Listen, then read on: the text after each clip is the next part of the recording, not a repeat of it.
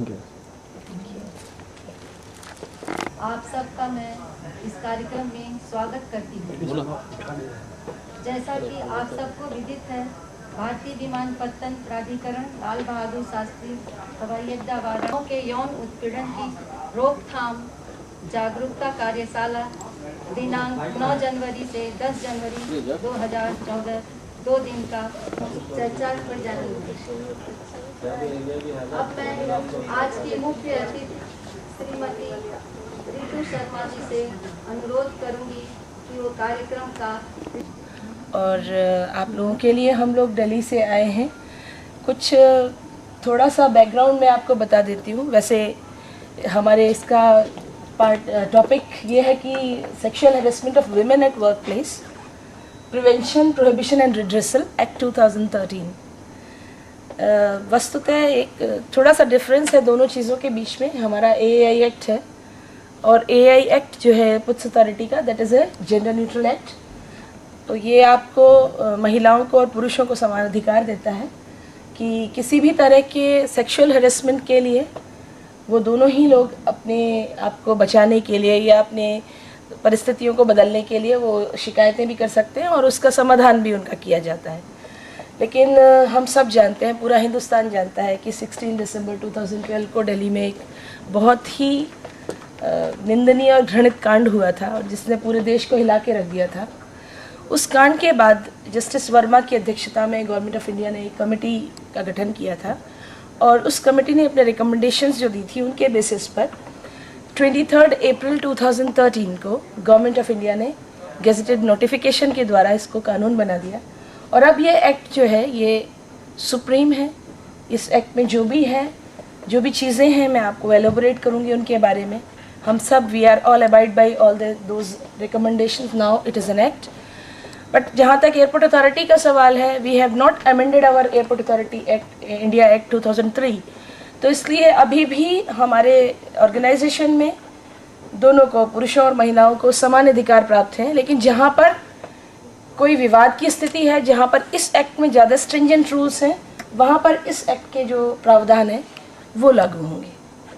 तो आप लोगों को मैं इसके बारे में जानकारी देती हूँ। थोड़ा सा आप ध्यान दीजिएगा, मेरा गला थोड़ा बैठा है। I try to give.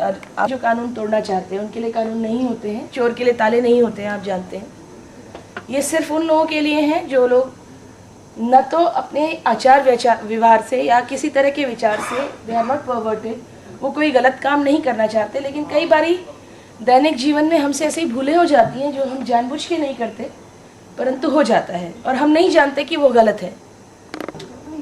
सिर्फ ये जानकारी देने के लिए मैं आपको एक स्वच्छ वातावरण हमारी रिक्वायरमेंट है। अगर हमें अपना आउटपुट, चाहे हम किसी भी ऑर्गेनाइजेशन या किसी भी डिपार्टमेंट के रिप्रेजेंटेटिव हैं, अगर हमें अपनी ग्रोथ, अपनी स्वस्थ वातावरण होना हमारी ये एम्प्लॉयर की रिक्वायरमेंट है। इनफैक्ट ये हर ऑर्गेनाइजेशन की रिक्वायरमेंट है कि उनका जो वर्क प्लेस है उसका वातावरण बहुत स्वस्थ हो। और वो ज़रूरी नहीं है कि एक महिला के लिए एनवायरनमेंट चाहिए, उसको भी विदाउट एनी हैरेसमेंट काम करने की ज़रूरत है। तो ये हमारी रिक्वायरमेंट है कि ये एक बेसिक और ये संविधान प्रदत्त अधिकार भी है मेरा, हम सब का। Protecting women against sexual harassment at work place. तो ये एम है हमारे इस एक्ट के कि हम बचाव भी करें और यदि ऐसी कोई इंस्टेंसेस हैं तो उनको रोकने के साथ साथ इस लिस्ट को आप देखेंगे तो आप जहाँ भी हैं आप AAI के डिसिप्लिनरी एक्ट्स के दायरे में हैं और आप मिसडीड के दोषी पाए गए regarding the sexual harassment. So work place is not only your office, it is public and private sector organisations, organised और अनऑर्गेनाइज्ड, एनी प्लेसेस विजिटेड। आप यहाँ पर हैं इस समय, ये भी वर्क प्लेस है। आप मान लीजिए आपके एयरपोर्ट डायरेक्टर कोई पार्टी थ्रो करते हैं, उसमें आप सारे लोग जाते हैं, दैट इज ऑल्सो लिखा हुआ है ड्वेलिंग प्लेस, हाउस, निवास स्थान और घर। आपके कार्यस्थल की परिभाषा में आपका घर भी शामिल हो गया है, यानी आपके घर में जो बर्तन सफाई करने के लिए काम वाली आती है, इस एक्ट के अंडर वो भी कवर्ड है। मैं AAI के या CISF वाले डिपार्टमेंट वाले अपने या एयरलाइंस वाले अपने डिपार्टमेंट के रूल्स के अंडर में कार्रवाई करने के लिए बाध्य है। और इसकी एक बैकग्राउंड है कि कुछ लोगों ने इस चीज़ का बड़ा फ़ायदा उठाया था कि ये हमारा वर्क प्लेस नहीं है। पहला एग्जाम्पल आप सब लोग जानते हैं KPS गिल एंड रुपेंद्र ही थे, लेकिन उन्होंने ये प्ली दी थी कि मुझ पर कानून के प्रावधानों के तहत मुकदमा चलाया जा सकता है कोर्ट में, लेकिन मेरा डिपार्टमेंट मुझे सजा नहीं दे सकता, क्योंकि मैंने जहाँ पर भी ये मेरे पर आरोप है कि जहाँ ये हुआ वो मेरा वर्क प्लेस नहीं था। तो मेरे डिफरेंट हाउस बॉम्बे में, दिल्ली में एक कपड़े का उद्योग एक कंपनी थी जिनमें एक आकाश चोपड़ा, बहुत चर्चित केस है ये भी, वो उन्होंने अपने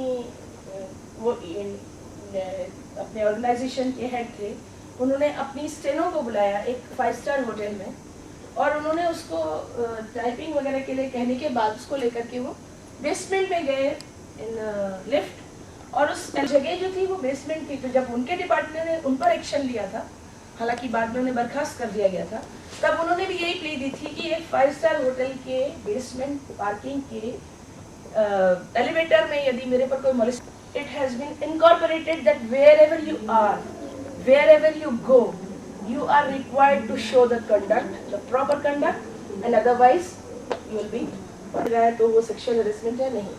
हमारे कानून के अनुसार सेक्सुअल हेरेसमेंट की परिभाषा बहुत वाइड है। आप किसी से एडवांसेस लेती, अनकंफर्टेबल फील करती थी, और जब उन्होंने कंप्लेंट की तो उन सज्जन पर इस बात के लिए कार्रवाई। आपको शोइंग फोनोग्राफी बहुत लोगों की आदत होती है, स्लाइड्स यूज करते हैं, गाली देकर बात करते हैं, कृपया इसे बंद कर दीजिए। It is covered under sexual harassment. आप इसके लिए पनिश किए जा सकते हैं। लोगों को आदत होती है, वो हर बात में स्लैंग यूज करते हैं, गालियां देते हैं, और वो उस बात का ख्याल नहीं करते कि आसपास में। मैं आप लोगों से पूछना चाहती हूँ, क्या ऐसा ही कंडक्ट आपका घर में भी होता है? I don't think so.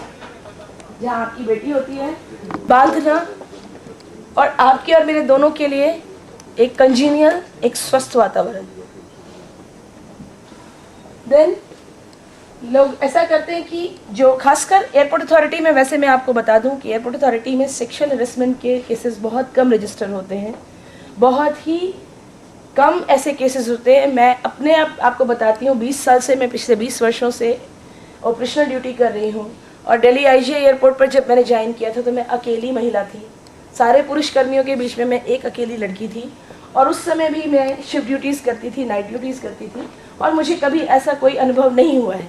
तो we are lucky that we are blessed that we are in an organisation जहाँ इन जनरल एनवायरनमेंट हेल्दी है। बट जो नहीं है हमें उसे एड्रेस करना है, जो चीज़ें जहाँ पर गलत हैं हमें उन्हें ठीक करना है। तो किसी behavior that can cause the recipient to be embarrassed, uncomfortable and cause emotional distress। हमें एक स्वस्थ वातावरण चाहिए, और अगर कोई नहीं है उसमें, तो it is responsibility of all of us to see centralized role। Then it is hostile work environment where verbal and non-verbal behavior is severe or pervasive enough to affect the person's work environment। इतना ज़्यादा हो गया है अब कि वो आगे काम नहीं कर पा रहा, वो अनकंफर्टेबल है, वो काम ही, आप उसे कुछ डिमांड नहीं कर रहे, बट आपने ऐसा हॉस्टाइल एनवायरनमेंट बना दिया है कि आदमी काम करने में अक्षम हो गया है। It's a kind of sexual harassment. आपने छुआ नहीं, आपने आँख नहीं मारी, आपने कमेंट नहीं किया, आपने फोन साइड नहीं दिखाया, लेकिन उसके बावजूद it's a sexual harassment because you are not letting the other person be comfortable and work openly and और काम वाइज। जैसे हमें एनवायरनमेंट दे रहा है वैसा नहीं है, मिक्स। अच्छा, ये लेकिन इसका मतलब ये कतई नहीं है कि मुझे जो काम असाइन किया जाए मैं वो काम नहीं करना चाहती हूँ। I am here for that only, I am being paid for that only, that is my duty. I am an air traffic controller. I have to sit. इस गवर्नमेंट ऑफ इंडिया के गेजेटेड नोटिफाइड कानून के दायरे में है। हर चीज़ सोच समझ कर ड्राफ्ट की गई है वहाँ बैठे हुए लोगों के द्वारा। ये मेरे विचार नहीं है, मैं सिर्फ आपको कन्वे कर रही हूँ, आपको बता रही हूँ कि इसमें क्या है। तो आप ये कह सकते हैं कि मेरे तो ये इंटेंशन नहीं थी, मेरी तो आदत है, मेरी आँख दब जाती है, या मैं दोनों कंधे से कंधा मिला के चले। वो दुनिया आपकी थी और आपने अपनी सहमति से मुझे उस दुनिया में आने की इजाज़त दी। मैं रिक्वेस्ट करती हूँ, मेरे लिए थोड़ा सा एक कदम ऐसे कर दीजिए, मैं कंफर्टेबली खड़ी हो जाऊँ बस। I don't demand anything else. मुझे मेरी डिग्निटी के साथ काम करने की भी इजाज़त दीजिए। आप our people.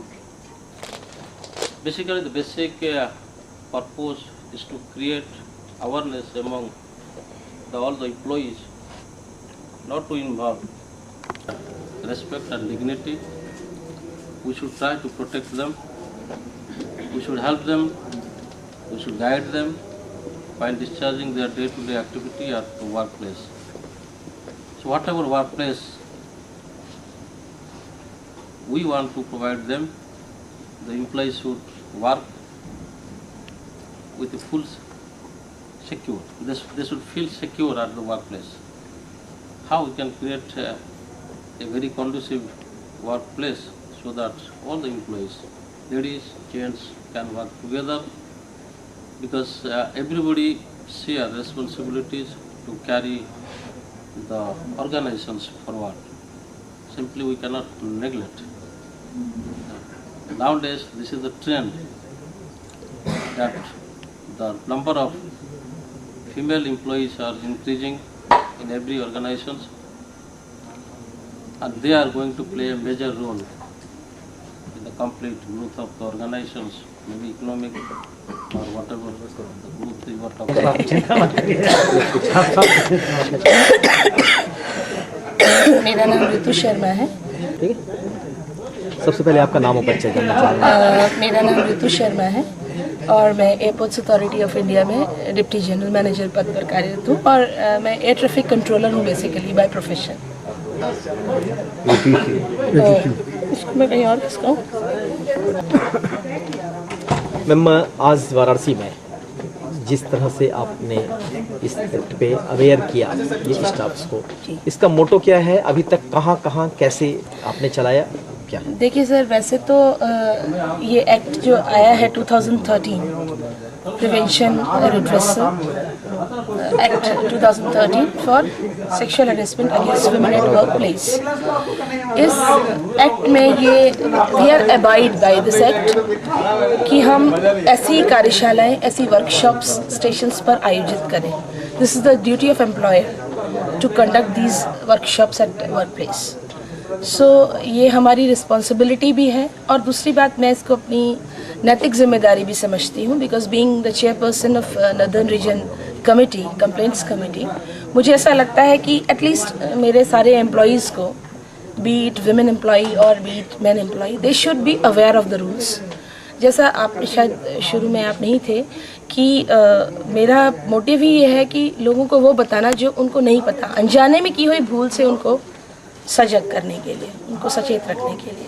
अभी देश के कई हिस्सों में इस तरह की कार्यशाला में आपने हाँ, मैं नॉर्दर्न रीजन में हूँ, तो मैं अभी तक 6 स्टेशंस पे कर चुकी हूँ। हम लोग अमृतसर, लखनऊ, देन श्रीनगर और उदयपुर, जयपुर और जम्मू जा चुके हैं और अब हम वाराणसी आए हैं। रिस्पांस आपने आज यहाँ भी देखा कि मतलब ऑलमोस्ट हॉल वाज फुल।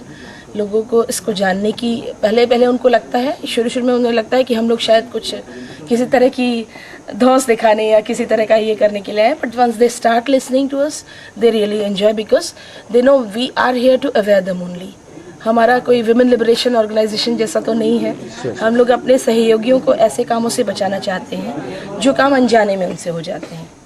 तो ये उनको अवेयर करने के लिए है, उन्हें क्या नहीं करना चाहिए या क्या चीज़ों का ध्यान रखना चाहिए। बेसिकली सोसाइटी में ये सब करने की ज़रूरत है। हमें घर में ये सिखाया जाता है, लेकिन हम ऑफिसेज में आके कुछ और बिहेव करते हैं और शायद अपने परिवेश में कुछ अलग ढंग से रहते हैं। मैम, ये तो कहीं ना कहीं आपकी ऑफिशियल और सारी चीज़ें हैं, आपको लगता है कि हाँ ये मुझे अपने डिपार्टमेंट के लिए करना चाहिए।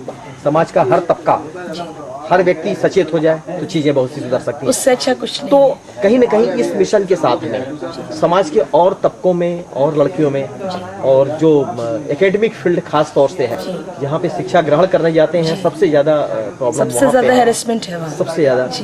तो ऐसे में हम पीएचडी और एमफिल की डिग्री तो ले रहे हैं, लेकिन कहीं ना कहीं वहीं ज़्यादा है, वहीं ज़्यादा है।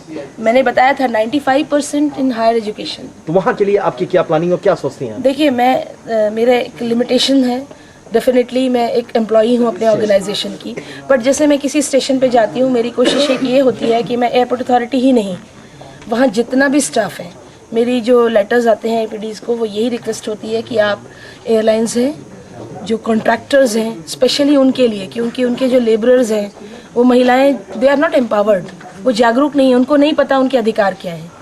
उनको बताना, जो घास काटने वाली एयरपोर्ट्स पर स्टाफ हैं या जो कॉन्ट्रैक्ट लेबर के जो स्टाफ हैं, जो बेलदार और ये सब काम करते हैं, इस तरह के जो पढ़े लिखे नहीं हैं। मेरी रिक्वेस्ट होती है कि उन लोगों को भी आप मतलब एयरपोर्ट से associated each and every person should attend this workshop, कि जो भी लोग हैं वो सब यहाँ आ सकें, ये कोशिश होती है। पर विद इन माई ऑर्गेनाइजेशन मेरी लिमिटेशंस हैं, क्योंकि मैं ये सोशल सर्विस नहीं, ये मेरा ऑफिशियल कमिटमेंट है जो मैं कर रही हूँ। पर उसमें मेरा ये ज़रूर प्रयास होता है कि जहाँ मैं जा रही हूँ वहाँ मैक्सिमम जितने लोगों को मैं एड्रेस कर सकूँ, चाहे वो किसी भी तबके के हों, मैं कर रहा हूँ।